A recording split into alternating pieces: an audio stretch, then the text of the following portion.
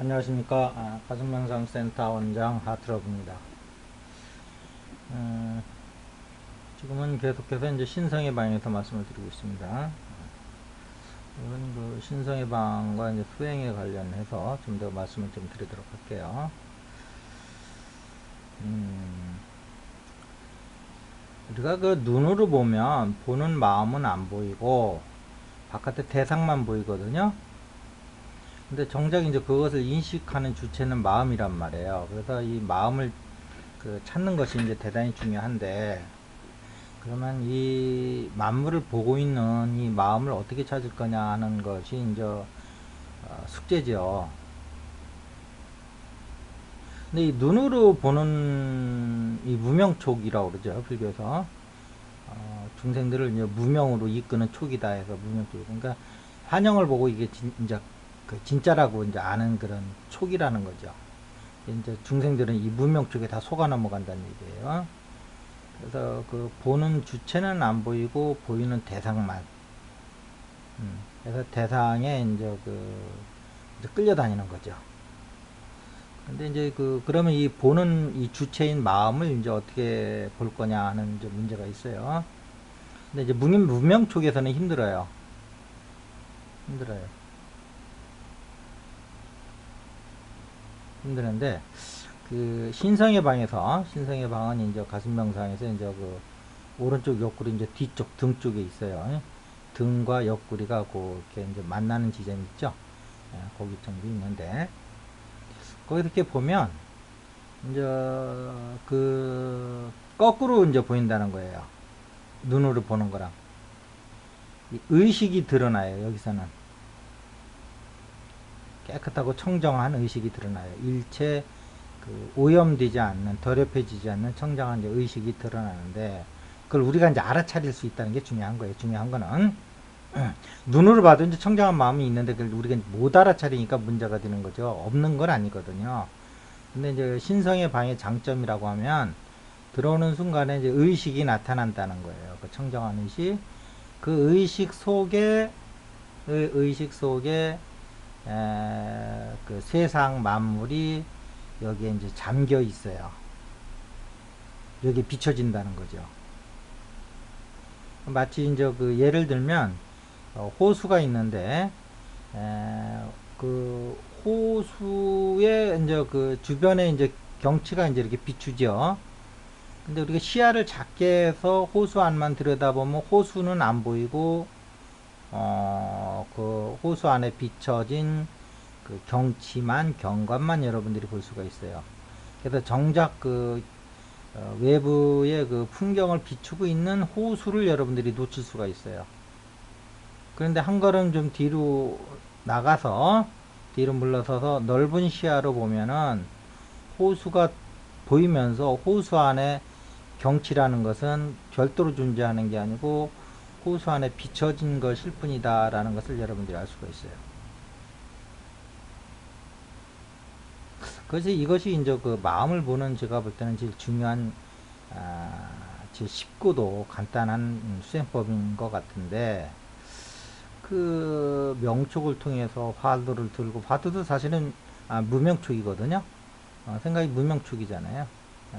무명촉을 들고 이 명촉인 마음을 보려고 그러니까 안 보이는 거죠. 왜냐하면 저 차는 고차를 못 보거든요. 고차는 저 차를 볼 수 있지만 원리적으로 여러분들이 정확히 이해를 하셔야 돼요.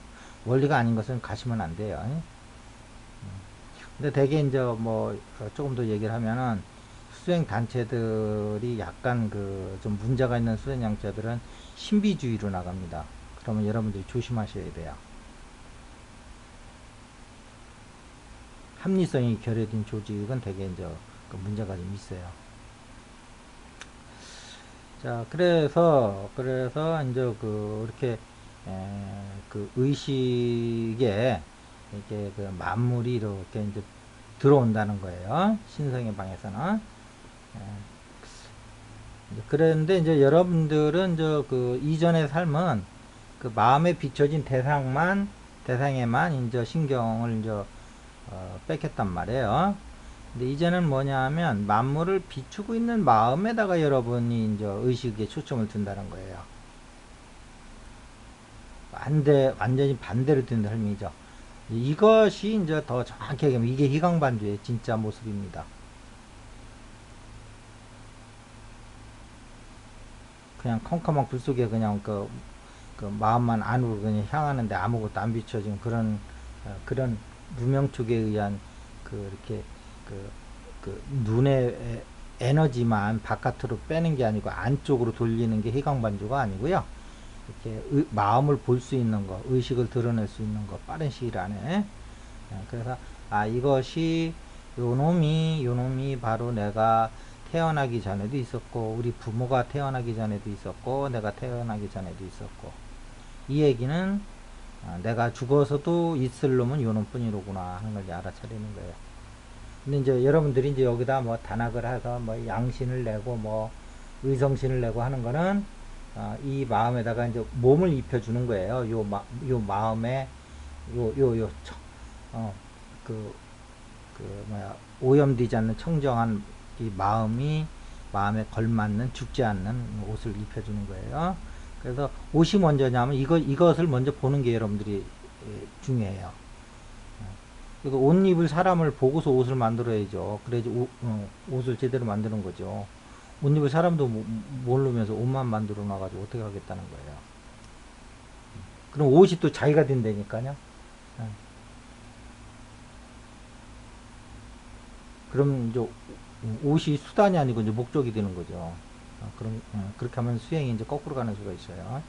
그래서 양신이다, 뭐 이렇게 이제 의성신이다, 뭐 보신이다 해가지고 빛의 몸이다, 뭐 불사의 몸이다 하는 걸 만드는 것도 이렇게 그것을 이 마음이 그 옷이라고 하는 그 불사의 빛의 몸이라고 하는 옷을 입을 주체를 여러분들이 먼저 보고서 그것을 하는 것이 여러분들이 그 옷을 만드는 과정에서 여러 가지 이제 뭐 신비 체험도 있고 여러 가지 있을 거 아니에요. 거기에 일일이 다 붙들려 다니지 않고 거기에 유혹에서 살아남을 수 있는 그런 근간이 되는 겁니다. 이렇게 마음으로 보면 오로지 이 마음 위에는 다 허상이에요. 만물을 비추고 있는 이 마음 위에는 다 허상이라고요. 근데 이 근본자리인 이 마음을 보지 못하면 여러분들은 좀 더 좋은 허상을 찾으러 다니는 거예요. 근데 좀 더 좋은 허상이 나왔다 해도 그거는 허상일 뿐이에요. 근데 그 허상이 허상으로 남는 게 아니고 그 허상을 여러분들이 진상으로 알고 받아들일 때 여러분들은 그것이 여러분들을 잡아먹어요. 그래서 이 진리의 세계가 사실은 더 무서운 겁니다. 그것을 내가 통제할 수 있으면 순한 양이 돼서 나에게 와가지고 이 환영의 세계에서 아름다운 영화를 찍는데 도움을 주는 도구가 되지만 그것에 여러분들이 쫓아갔을 때는 처음에는 꼬드기게 해서 여러분들한테 이렇게 별 피해가 없지만 나중에는 그것이 여러분들을 잡아먹어 버려요. 조심하셔야 돼요. 그래서 이 마음을 먼저 보라는 거 신성의 방에서. 그래서 이것이 내가 어떤 짓을 해도 이 자리는 더럽혀지지 않는 것이구나. 다만 이 자리에 비춰질 뿐이구나. 내 행위가 이 자리에 기록은 될 망정 까르마와 업으로 이것 자체가 더럽혀지는 것은 아니구나 하는 것을 여러분들이 몸소 깨달으셔야 돼요. 몸으로 증득하시고 체득하시고. 그랬을 적에 이제 불교의 이제 뭐 공관, 그 다음에 과관, 중관 그런 게 있죠. 그래서 이 마음이 공간으로 보시면 되고요. 그 다음에 거기에 비춰져 있는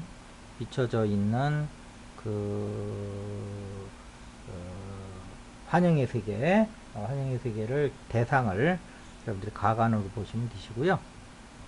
그 다음에 이제 뭐 중간은 뭐 그 두 가지가 다 아닌 넘어서는 것도 있을 수가 있고 두 가지를 다 동시에 보는 그래서 공간과 가관을 여러분들이 넘나들 수 있는 그러한 뭐 2, 3부회라도 좋고 뭐 4, 3부회라도 좋고요.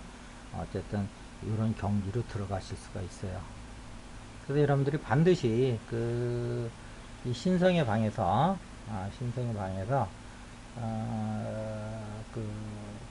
이 마음 그 자체 를 보시고 이 마음의 모든 것이 다 비춰진다고 하는 것을 여러분들이 직접 보셔야 돼요. 그러기 위해서는 이제 아까 이제 호수 예를 들었을 때 이제 호수에 가까이 가서 보면 호수는 안 보이고 호수 안에 비춰진 이제 그림자만 보는 거잖아요. 풍경. 조금 뒤로 가면은 이제 호수가 보이면 아 호수 안에 비춰진 거지 이게 진짜가 아니로구나 알 수 있듯이 좀 뒤로 간다는 표현은 뭐냐면 수행에서 이제 전체 의식을 얘기하는 거예요. 이 신성의 방에서 여러분들이 이 드러나는 이 깨끗한 청정한 마음을 여러분들이 좀 확장시키면 여기에 이제 모든 주변에 이제 그 사물들이 다 들어오거든요. 이 마음속에 다 비춰지거든요. 아 이것이 우리 마음 작용했는데 내가 이전에는 이 배경이 되고 있는 마음은 보지 못했고 이 배경에 비춰진 이 풍경, 이 그림자, 이 허상, 이 가관만을 내가 봤구나. 아, 이것은 또한 무명촉, 우리의 신경계통, 눈을 통해서 들어오는 것이었었구나. 근데 이제는 그전과 다른 것은 이제는 그것을 비추어지고 있는 우리 마음을 본다는 거예요. 그래서 자기의 실제 모습은 비춰진 게 아니고 그 비춰지는 이 마음, 바탕의식. 그래서 이걸 모든 걸 비추는 바탕이 된다 해서 이제 바탕의식이라고 그러는 거예요. 이제 아까 이제 호수 가까이 가서 보는 건 이제 부분의식이라고 그러고 뒤에 가서 좀 넓게 보는 건 이제 전체의식이라고 그러는 거고요. 그러니까 이제 전체의식 속에 이제 바탕의식이 드러나는 거예요. 그래서 전체의식과 바탕의식은 같은 말입니다. 같은 말인데 그 부분의식의 반대 개념으로 의식을 넓힌다는 말에서는 그게 이제 전체의식인 거고요. 그래서 이 전체의식이 하는 기능은 뭐냐? 여기에 이제 모든 것이 이제 비춰지어서 아 이것이 바탕의식이구나 하는 걸 알 수 있다는 거예요. 그래서 기능적인 면에서는 이게 이제 그 바탕의식이고 의식이 확장됐다. 양적인 어떤 팽창에 관련해서는 이걸 이제 그 전체의식이라고 그러는 거죠. 그래서 사실은 같은 모습입니다. 그래서 여러분들이 이제 부분의식에 빠졌을 적에는 이 바탕의식도 드러날 수가 없는 거죠. 바탕의식에 거기 비춰진 허상만을 여러분들이 보는 거죠. 그래서 이 세상 만물을 인식하는 이 주체인 이 청정한 마음을 여러분들이 빨리 드러내는 것이 수행의 근간입니다. 특히 공관, 이걸 이제 마음 깨닫기라고 그러죠. 이걸 이제 분립 문자로 이제 들어온다고도 하죠. 언어 도단의 세계다라고도 얘기를 하죠. 그다음에 깨달음이라고도 얘기를 하죠. 요 반대는 이제 무명이라고 그러죠. 어리석음이다. 이렇게 얘기를 하죠. 그래서 깨달음이라는 것은 꼭 이렇게 그 마음의 실체를 보는 과정이기 때문에 방편은 여러 가지가 있을 수가 있다. 그래서 그 모든 것을 비추는 청정한 마음을 보는 것이 깨달음이기 때문에 굳이 지금 머리에서 하는 것처럼 이렇게 그 뭐 몇 년씩 들어도 잘 않게 되는 화두를 가지고 이목구를 한다든지 뭐 병속에 들어있는 새를 빼내는 작업을 한다든지 이래가지고 여러분들이 깨달으셨다면 뭐 고마운 일이지만 아직도 그 언제 끝날지 모르겠다 그러면 바로 가슴으로 들어오세요. 가슴은 바로 이론성의 세계입니다. 이원성을 거쳐서 이론성으로 들어오는 게 아니고요. 바로 이러한 그 전체 의식과 바탕 의식을 통해서 실제로 공간, 과간, 중간을 여러분들이 직접 몸으로 증득한다는 거예요. 깨달음은 마음으로 하는 게 아닙니다. 의식으로 하는 게 아니고 개념으로도 하는 게 아니고요. 몸으로 깨닫는 거예요.